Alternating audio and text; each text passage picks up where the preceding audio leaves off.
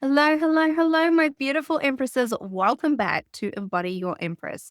My name's Sarah King, the founder of Empress Nation and the host of this podcast for you today. If you are just joining us here, make sure you take some notes because this is going to be really interesting. There's going to be some juicy gold nuggets in here for life. I am sure of it already. And then go back and listen to all the other amazing episodes and make sure that you subscribe so you catch them as soon as they are out. Today, our guest is a woman who lives the land. And here in Australia, that is not as easy as it sounds. So she's already my hero. Welcome to Embody Your Empress, Katja Williams. Sarah, thank you so much for having me on the podcast. I am a mum of 4 kids, 5 and under. I work on my husband's family farm alongside him and his parents. Um, I have 2 podcasts of my own, The Ultimate Farm Life and Absolutely Fabulous. They are both worlds apart in format and guests and what we cover, but they both have the same underlying topic, which is agriculture and particularly women in agriculture, succession, and all things closing the urban and rural divide. So, absolute pleasure to have the mic turned on me today so that I am able to answer some of your questions. I am also the founder and president of Harvest Her Power, which is a non-for-profit association, which is all about helping women in family farming businesses who have moved to the land or married a farmer and they're in some sort of phase of finding their own role in the family farming business, finding their own place on the farm, and really working out boundaries, working out where they align, working out their values and morals, and all of that links into the conference and the podcasting and the courses that I run on top of working the farm and being a mum. Oh my gosh. First of all, how do you do it all? What is your magic secret? Please share with us all. My magic secret is there is no such thing as work-life balance. You find what you're passionate about, and you will find in that you can make time to do the things that are really important to you. Yes, I'm a big believer in that too. There is like scrap the word balance. I like to think of it as a swirl because it will swirl and around and it will all just create a ice cream of goodness and the right amounts at the right time. Yeah, yeah, beautiful. So tell us what it's like to be a young woman living out in a rural area. That's such a big question, Sarah. I know. You're welcome. I love the farm. I grew up on a small sheep farm, which was north of Orange, New South Wales. And somehow, through a mutual friend's 21st birthday party, I met my farmer, Ned, who's now my husband. And I moved to his family property.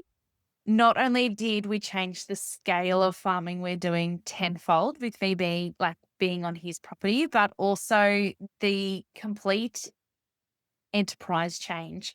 So we are stud shorthorn farmers. So we breed stud shorthorns. We have trade steers. We have cropping, center pivot irrigation, and so much more going on the farm, including an on-property wool sale, which has started since I've moved to the farm. So I've been here over 11 years and it's apples to oranges, even though it's in agriculture, even though it's in farming.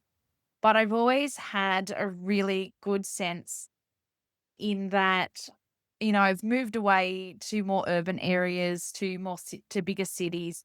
And the one thing that country Australia really, really has going for it is its communities, is its friendships, is its really easy to communicate people. You can get areas that are cliquey, you can get groups that are cliquey, but in general, if the worst things are thrown at you in family farming businesses, people will rally behind you, whether it's droughts, floods, fires. or whether it's something more personal with a loss in the family. People will rally together to make sure that we're still doing what we do best, and that is get on with it and make sure that we are feeding, clothing the nation. Wow.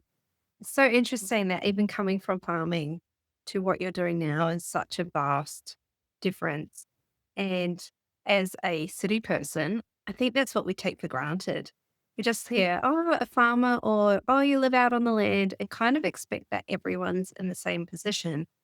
And I love that you are there for your community no matter what they're doing out there, what kind of farming they're doing. And it's just like we are going to support each other, and you have that baseline understanding of what it's going to be like. However, everyone's got their different niches going on, and that's really cool. What a beautiful community. Yeah. It's amazing to think that only a few years ago, this was just an idea of conception to now having over 100 alumni and friends and family as well as part of that community.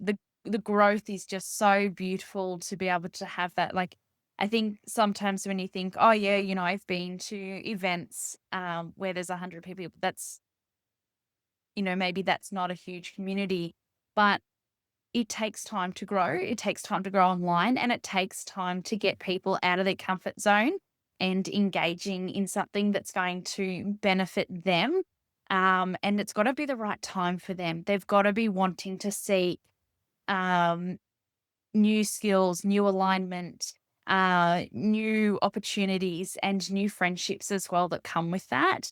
And at the same time, like, there's a whole lot more other people in the background watching and cheering each other on, and that's just so wonderful. Amazing. What are the main benefits that the people in your community are getting out of it? So they're getting that friendship. What else comes along with that? I love a good amount of context, so I'm probably gonna answer this in a really roundabout way, but Yeah. bear with me.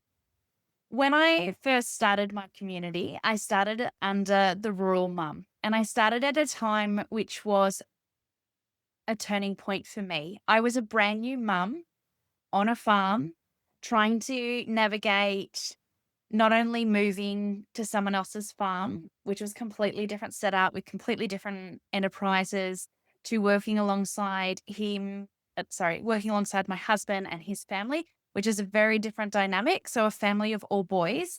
I come from a family of all girls. My parents did an incredible job raising myself and my three sisters, and we were always taught to be outspoken and to have an opinion and to be able to always, problem solve and support others and volunteer. And when you move to a bigger enterprise like this one is, some of those are very big dynamic changes. And especially when, some farms that I found within my community with some of the other ladies I was talking about, they still operate under the old guard. They still operate under gender biases and um, different times management and different values. And they find that shift very hard to go not only personally, but in a business sense. And then trying to work out that very blurred line between what is personal and what is business.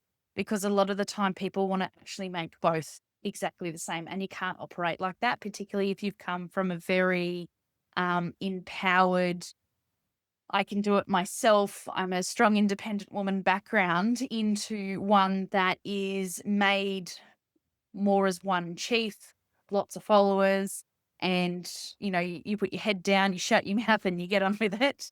A lot of people find that dynamic change really hard, and that's not only in some family farming businesses, not all, but I mean, I think we can draw that to most other family-run businesses or most other businesses that are in industries that are male-dominated. Mm, Did I answer your absolutely. question, Sarah? Yeah. No, that's really great. Um, I love the background of it. And it just makes me wonder, like, with that dynamic, how it affects, like, the ripple effect it will have. Like, so from the community, that ripple effect actually goes out through everything that those women are doing. And that is so powerful. Such a great place to have people coming to and learning and growing and connecting and networking and having those spaces for the personal relationships, the friendships to grow and the professional ones coming through there as well. And I would assume that mental health being living in quite isolated places, mental health can be magnified. So having communities already established is going to be a perfect place for turning to when women need support out there. Do you find that? Yeah, absolutely. Isolation and loneliness, sometimes they go hand in hand. Other people love being out here by themselves, and that's perfectly good as well. If you are What I found is if you are confident and you are happy within yourself, then isolation will not bother you. If you start to lose that confidence, which I believe you've got several episodes on about confidence and things like that as well, which is so lovely to see for your community as well, is that as soon as that confidence dips, as soon as your abilities and skills are challenged, then that loneliness and that isolation starts to swirl around your mental health. And also if you've moved to the farm, a lot of the time, I mean, it's much different now with internet and remote working and that sort of thing. But a lot of the time in some areas, especially since 3G got turned off, there are still a lot of places that are black spots for internet and self-service. And people can find that really disheartening as well, which adds to the mental illness downward spiral. And, you add that on top of going a lot of the time we identify ourselves with the career path that we've chosen. So if you've gone from a corporate world or you've come from the fashion industry or you've come from somewhere that doesn't necessarily compute with rural living and especially being on farm, then that's a really big change, not only in isolation, in location, but it changes who you are. And a lot of people start asking, who am I? Where do I fit in? Why am I here? So we address all of that as well in a very practical way, in that, it's not about closing your mouth. It's not about putting your head down. It's about making new discoveries. It's about finding out curiosities. It's about finding out passion. It's also about sitting back and observing and seeing, okay, what is happening, in this business, or what is not happening in this business that maybe I can make my own. Can make, maybe I can use that to also discover who I am without a job title. Because so many times rural women wear so many hats, women in general wear so many hats, so many roles. And so when we can sit back and use it as an opportunity to work out, okay, who am I now? Where do I fit? What can I do to contribute? Because when we're contributing, when we're doing something we're passionate about, our cup will automatically fill and we will find those little spaces to get done what we need to done. But we can also do that in a really healthy way that is really empowering. But to join the dots can you definitely need a community to do that. Absolutely. Absolutely. And I love that. Filling up your cup with what you find fulfilling will overflow and just top up so beautifully. Just hearing you speak, it just brings my attention to, as a townie, um, that most women out there on land are going to be working really closely with their partners. Yeah. Is there any tricks or tips to doing that in a healthy manner? Because I think I would, if I was in close proximity with a partner for 24/7, out away from civilization. It's not like you can jump in the car and drive down the road 5 minutes and go like to the shops and get a coffee. So I'm just thinking, how do people out on the land manage this and maintain really healthy marriages and relationships? It's such a big topic. And actually, at the 2026 conference, I have speakers in specifically for these topics. But what I've found as part of my community, as well as what I do on a day to day basis with my husband, is communication is everything. But communicating and setting up boundaries and ways that you want to turn up really help with that. So let me unpack that a little bit more. So it was really interesting to sit down and talk to, your husband or your partner about, your values. And a lot of the time, the reason that's really hard to sit down and have is because have you recently thought about what your values are? Have you really thought about what your priorities are? Because that's going to be the ground basis for where you're going to set up your communication from, because you're not always going to want to talk to each other. You might both come home absolutely exhausted, have next to nothing in the tank, but you've still got to organize what's going on for tomorrow or what's going on for the rest of the week so that you can both help each other set each other up for success. And so if you know what each other's values are, if you know what each other's love languages are, so for me, acts of service. I do not want to have to write down a list of what needs to be done in the household to help me. If there are dishes in the sink, then they quite clearly need to be washed up. So my husband will see them. He will see that I might be flat out with the kids, or it might be really late, or I might be recording an episode, and I can go back out afterwards and the dishes will be done, because I have communicated that that is important to me, to not have to allocate brain space to be able to talk about shared jobs and responsibilities. And that we've done that setting it up. So on a farm basis, he is the mastermind on that because he's thinking farming all the time. And I still probably, flow in, flow out like I'm the new apprentice, even though I've been here over 11 years. And I'm like, okay, what do you need or what's going on? And I know the flows of the farm and I've written down the roles over the year to know, okay, we're coming up to this, we're coming up to that. So instead of each other having to talk about using brain space of ourselves to say, I need help with this, we can preempt what's coming up. We can pre-organize for each other. But that comes with a lot of work. But that helps working together. Also sitting down and being like, okay, this is how we want to show up with each other in personal life, on the farm. This is how we want to communicate. This is how we want to treat each other. That's really important. Trying to get someone to sit down and have that conversation with you is really hard to start with. But the flow on effect from that is so beneficial because you're on the same page and you're constantly checking in. Are we back on the same page? And that will eventually become something that you do without thinking about it.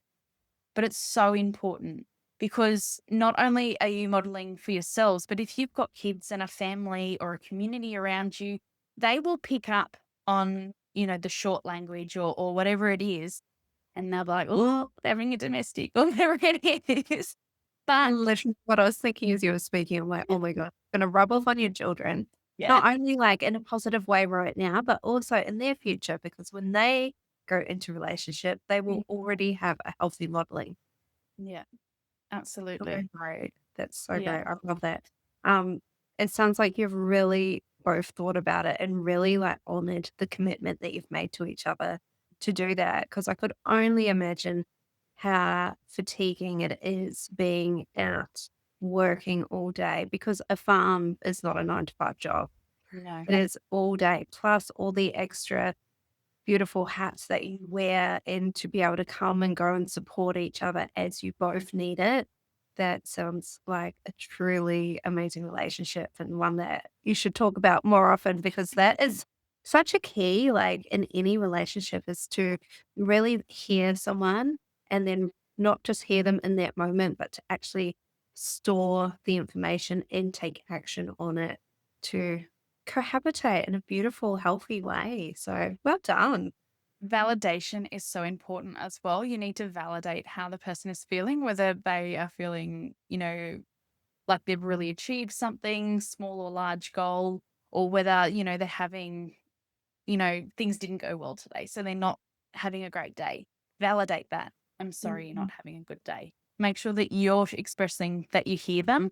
But I think also something that's really important is, okay, if we are both, things haven't gone well today and we both need space, then we will both give each other space. We both know what still needs to be done. We both know that, we both need space. We'll communicate that. I can't talk about that right now. Or I just need a few more minutes. But then respecting that and that mutual respect will help circle back to that conversation as well. Absolutely. That is such a beautiful reminder for everyone out there. Mm. Oh, great boundaries. Great boundaries. Do you Oh, love a good boundary? a lot. It is one of my favorite topics to speak into because it took me personally so long to get on board the boundary train. And when I started to, I'm like, this is a game changer. Like, Yeah. not only for myself, but to be able to model that for the people around me as well. And it breaks down that people pleasing tendency of Yeah. having to say yes and overwhelm myself by putting in boundaries, and people respect it. And I'm like, oh, look at this. That is so different out there. Yeah, absolutely. I love boundaries, particularly when I'm talking to my community, because so many of us experience burnout. And when we're heading towards burnout, that is when the mental health spiral will start to activate and really drive in. And so setting good, healthy boundaries to be able to be reflective on that, to notice when you're starting to head towards it as well, is really important. And then also knowing what fills your cup and making sure that that is activated when you need it. So, and making sure that it's going to be relevant to where you are in life right now. What season are you in right now?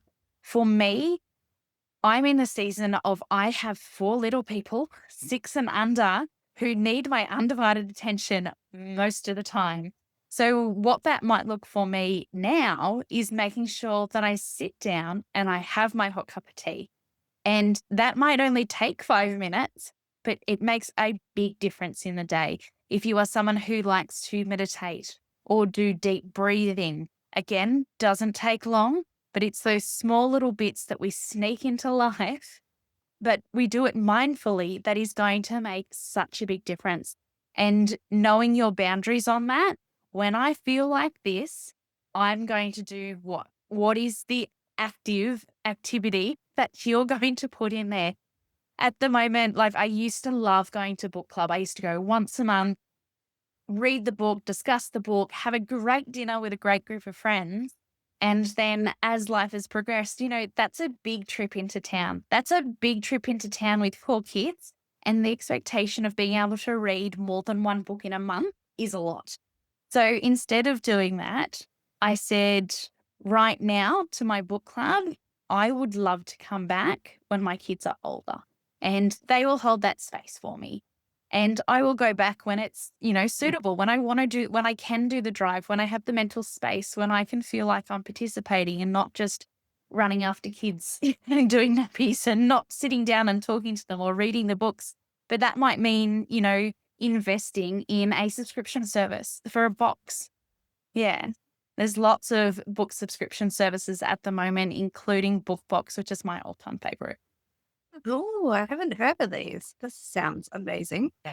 I remember when my little ones were born, it was a good almost 2 years between picking up a book and starting again. And I remember being in that moment, looking at a book I was halfway through, getting really down on myself. And then I just had to take that step back and give myself the pep talk of it is a season, Sarah. Like right now you are in it, you are in the sleep deprivation, you're doing your 4 hour wake up calls and feeding. And you will get back to that book one day and you will finish it and it will be fine and everything in its right time. And I think the book that I was reading, when I did go back to it, I had evolved as a person. And that was exactly when I needed to finish reading that book anyway. So it worked out perfectly. It works out wonderfully like that so many times. Like it might not be right for me now, but it will be in the future. And I also think when it comes to reading, because I love reading, what I've given myself permission to do recently is if I start a book and I'm not enjoying it, I don't have to finish it. Whereas before I felt like I had to finish it. I had this conversation with someone the other day and they're like, I'm really struggling. And I'm like, why are you pushing yourself then? If it's not lighting you up, if it's not grabbing you, if it's not landing in some way, why do we have to finish it? I'm like, put it down, move on, and get into something that's really going to hit you right now. Come back to it later if you want to. Maybe it's for you then, but you don't have to push through an entire book just to say you finished it if it's not right. Yeah. Yeah, oh, I love that. Thanks for bringing that up. um, what do you wish that town folk knew or understood more about how it is to live on the land? I love this conversation, and it's pretty much the foundation to why I started Absolutely Fabulous. And so I found a co-host, Gillian Fennell, who is the current SA Livestock chairperson. She lives on a 1,000,000-acre cattle station in South Australia. And we both have sometimes the most outrageous but also polarizing opinions on agricultural topics, just even again highlighting that agriculture is so different in the way that we farm. And that's, I guess, something that I also want to share. But we also want to share about what the impacts are in policy making. And also, so many times you will read a news article that is put out, by the paper or online or covered on a mainstream news service. And you think, one, that's either not factual, two, that's not inclusive, or three, you're not actually thinking about the industry as a whole on its impact. Because we're not just talking businesses, we're talking about families who absolutely rely on the income from feeding and clothing not only Australia, but then like the world, and some of the impacts that they're having in their policy changing, because it doesn't always impact Canberra. It doesn't impact the major cities, but what it does impact is rural communities. So we discuss that because it's no small conversation. It's something that needs to be continued to be having. So we have ag fabs on that podcast, and they write into us. They share reels and articles and news stories and research papers with us. And we sit down and we read and consume those. And then we sit back and reflect on, how is that going to impact farming families? How is that going to impact the lower economical side of, our communities across the nation? Because if food prices are increasing because wages are increasing, because they cut the live sheep export, and then, meat goes up, or whatever it is that their policies are changing, that impacts everybody. And so there's no one thing I would like everyone to know about farming and agriculture, only that it is so different. There is no one size fits all. Even with, stud cattle breeders or commercial cattle breeders, we are all so different. And that was one of the things that I also wanted to point out on the Ultimate Farm Wife podcast. So it is put together to show not the farm business, but the people and the women behind the businesses, to talk about the practical tips, tricks, hacks, and advice, as well as their stories about moving to the farm, integrating into the business, and how that business works with its community, how it works with feeding people, how it works with those practical skill base and problem solving that you need. And that also links, like, that might all sound like it's coming sort of from nowhere, but where that came from me is I came from a farming business. I came from a family farming business, and I struggled to move into someone else's business, not only with the work dynamic, but also with, lots of assumed skills and knowledge that I was supposed to just have. And so I talked to my guests about that. And that's, a really big way of saying, we all need to do so much work, but we need to make that information really easy to find, really easy to digest. Because if something is not relevant to you and you are not open to that information, you're not going to go find it or it's not going to stay in your mind. And so we need to break that down into bite-sized consumable pieces and make that not reliable, relatable to everybody. Yeah, absolutely. I could only imagine how overwhelming and daunting it could be to step foot on a farm and just be expected to jump in and know what to do.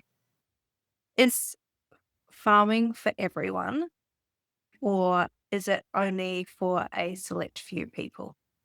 Oh, I love this question. Farming is absolutely for anyone who finds their passion in it, who wants to find a way to farm that suits them. And it is absolutely big enough for anyone who wants to give it a really hot crack to give it a go. Not everyone's going to find their passion in it. Not everyone is going to want to stay, but it's always really lovely to try something new, to learn something new. Because unless you're actually doing that, it all works out to be like what is. So I would recommend that if anybody wants to jump into agriculture or farming, 100% do it because you will only learn and you will only grow from it. And what's the worst case scenario? The worst case scenario is that it's not for you and you might have invested a lot of money. But if you're going to be an entrepreneur, a business owner, you're going to be making those jumps, those sacrifices, you're gonna do that anyway. So why not do that in something that you think you're really gonna enjoy? Yeah. So it's not just a job, it's not just a business, it's a lifestyle, right? Oh, it is definitely a lifestyle. And so one big change between my farm, what I grew up on, and my husband's farm is he will work all day in the paddock, or we will all work one all day in the paddock, but then he will turn around and do haymaking. Haymaking is made during the night, usually when they've got to wait for the dew to come back into the hay to be able to bale it. It's got to have the right moisture content. So they could be sitting out there for quite a while during the night, waiting for that moisture to come in, and then it's go time, and they've got to do that. If you are living on a broad acre cropping farm, a lot of them will harvest through the night. So, and then have shifts doing that, because that's when the crop's got to come off. That's when the conditions are right. That's when the moisture is right, and you go gangbusters in doing that. Wow. The things you just don't know, like that's really amazing. I feel like I've just had like a secret sliding door open up into the world of agriculture. Yeah. Well, just going back to what you were saying before about like parliamentary changes, do you feel that agriculture is represented correctly or in the right way in parliament?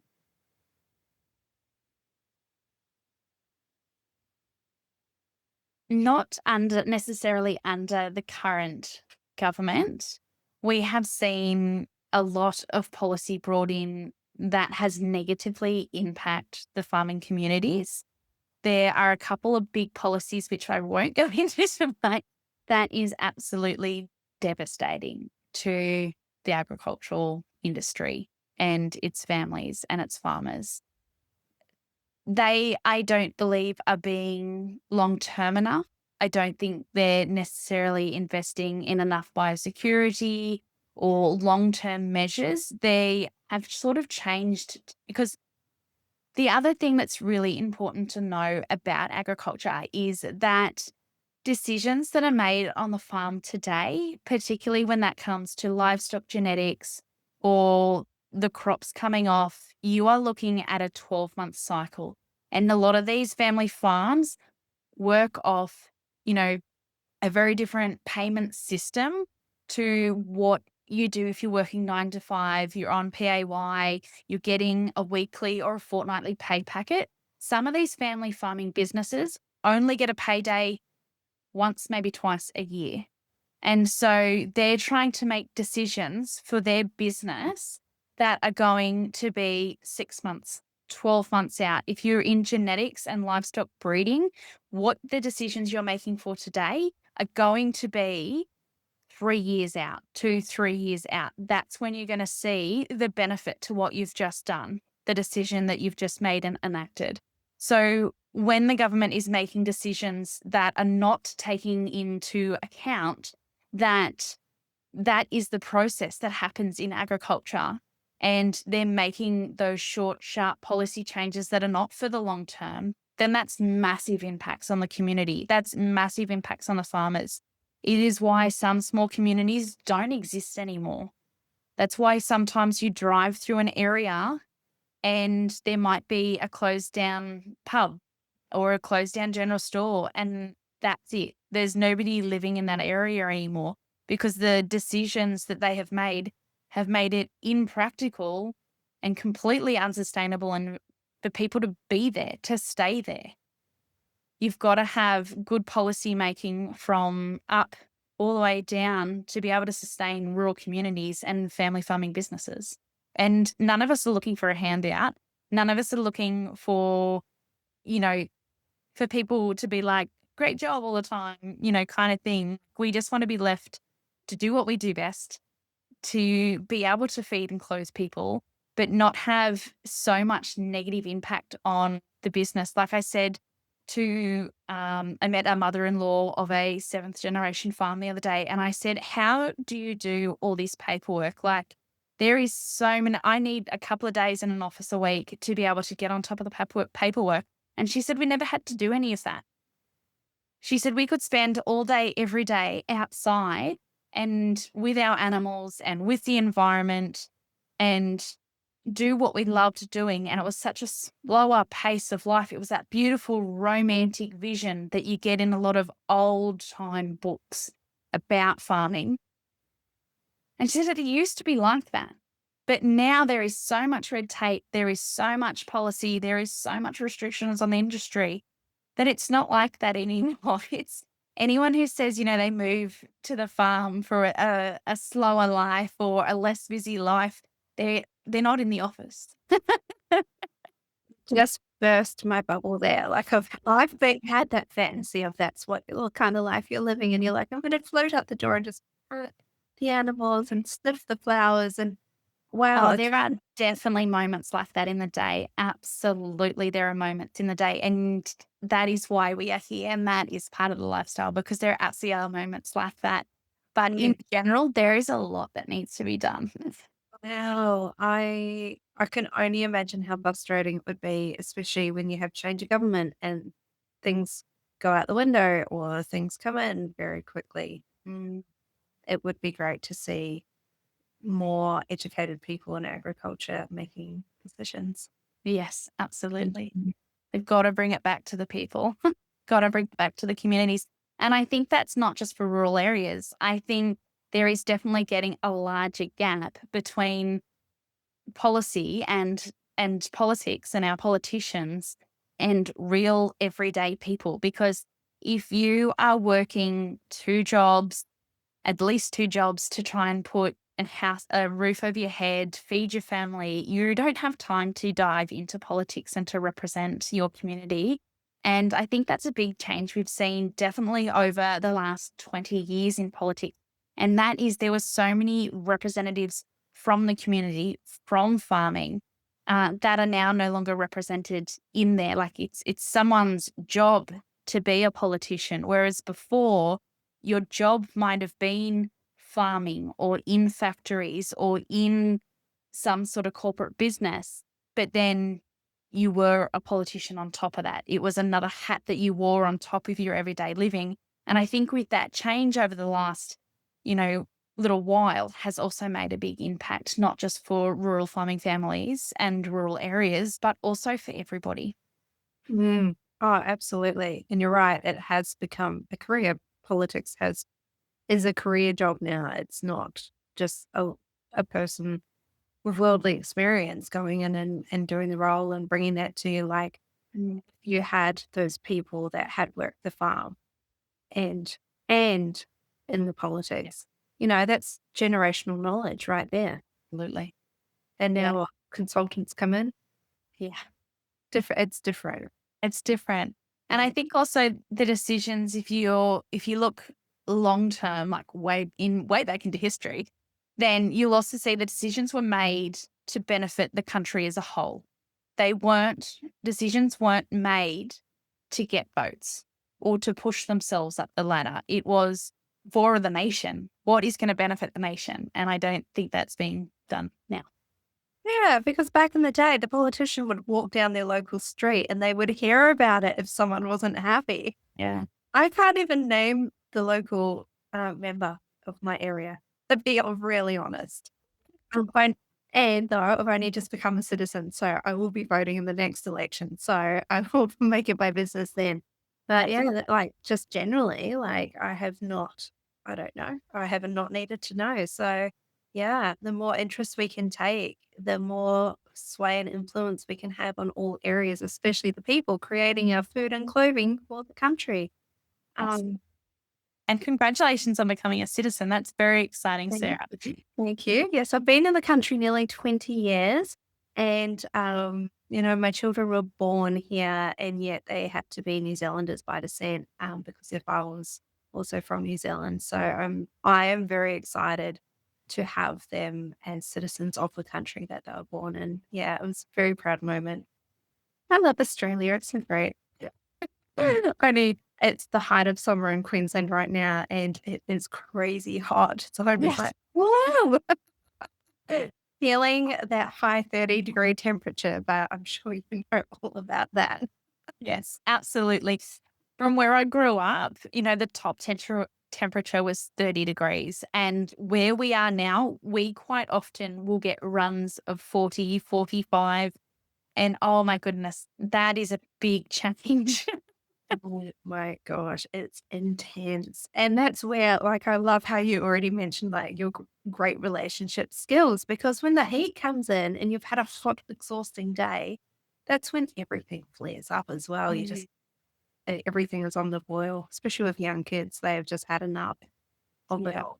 Yeah, absolutely. I do my best work either early in the morning or later into the evening, because if I need to be outside over that like lunchtime, late afternoon, we just know that that's just not productive for anybody. No. Definitely not. There's going to be people in cooler countries listening to us going, what are they talking about? I invite you to Australia in the middle of summer and then you will understand. Beautiful. All right. Let me get to some Empress questions. I'm excited to ask you these. How do you embody your Empress?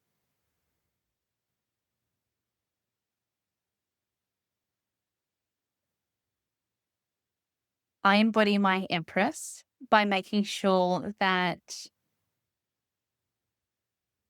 I am being honorable to myself, to make sure that I'm checking in with myself and I'm doing right by myself. Because when I don't check in with me, when I don't honor me, then that is when the wheels will start falling off, not just for me, but also my family. When my cup is full, when I am looking after myself, then I can honor others and I can give them more time and hold their space for them. And that's what I love most. Oh, I love that so much. That just like, that fills my heart full of joy because it's authentic. All right. It's authentic. Okay. What does your Empress energy feel like for you?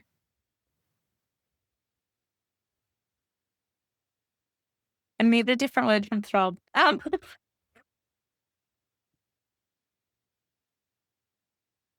That's a unique one. I haven't had that. Electrifying.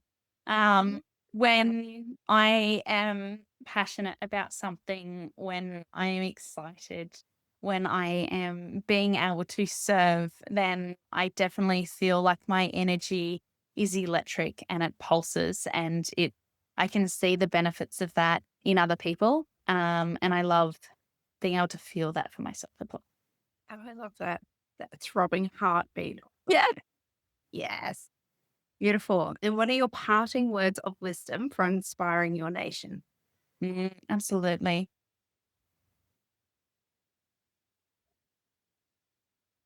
For inspiring the nation.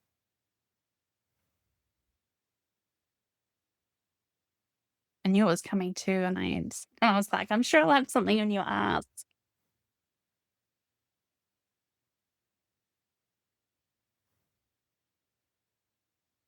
I think I'm going to go for something a little unusual. And my answer to that would be, can't think of the words, sorry. Give me a second. All right.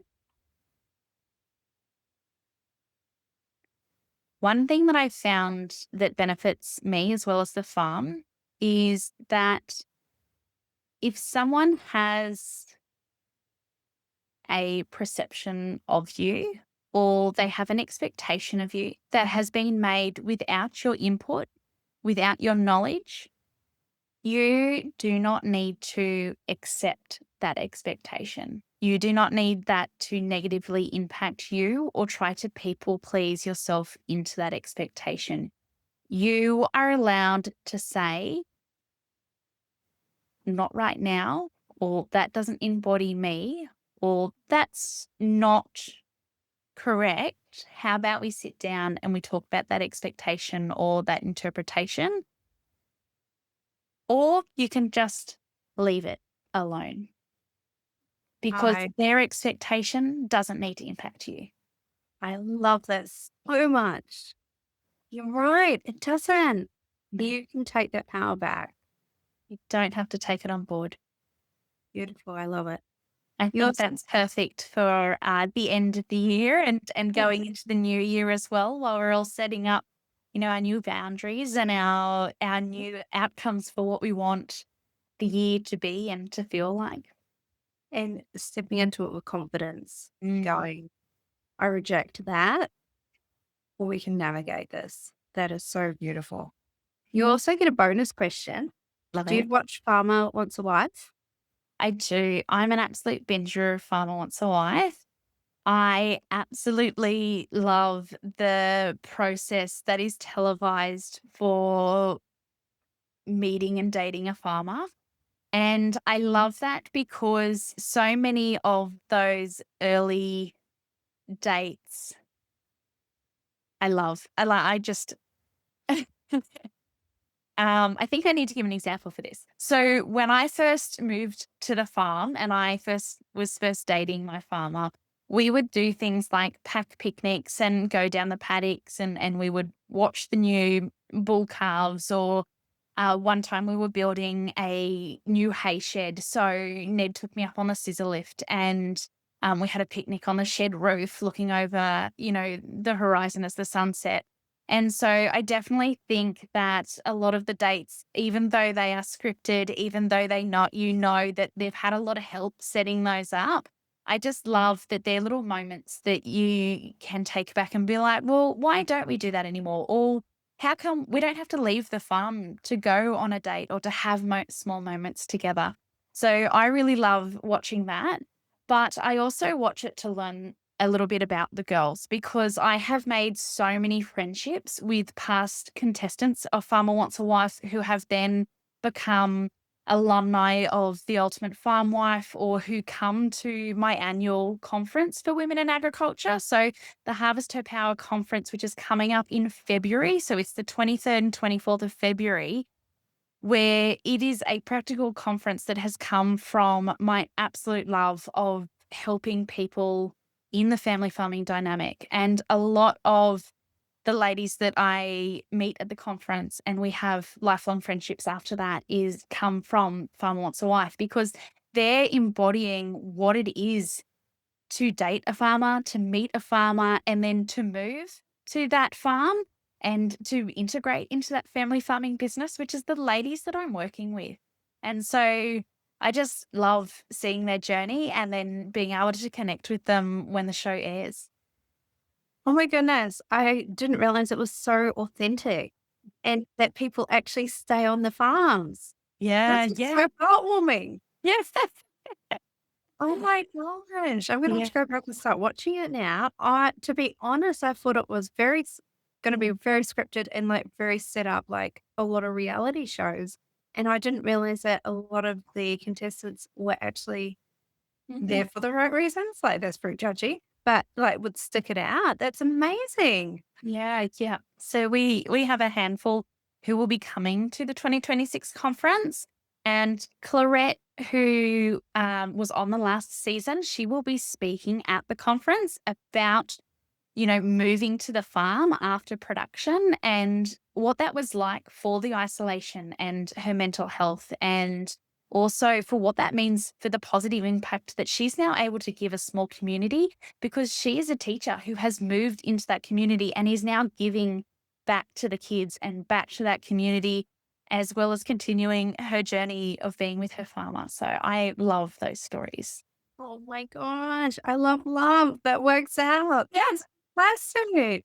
Oh my I God. mean, don't get me wrong, there are definitely parts that are not, um, they're not giving the full picture of sometimes what happens, and particularly when, there might be filming over harvest, because most of the seasons are filmed over summer.